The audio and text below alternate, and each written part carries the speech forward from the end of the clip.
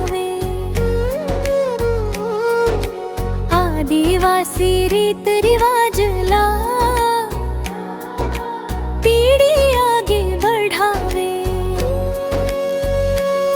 कोरसे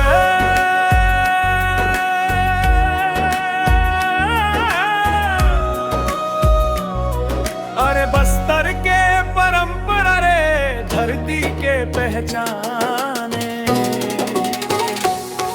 नाचा गम्मत गीत संगीत बस्तर के अभिमान। नाचा गम्मत गीत संगीत बस्तर के अभिमान।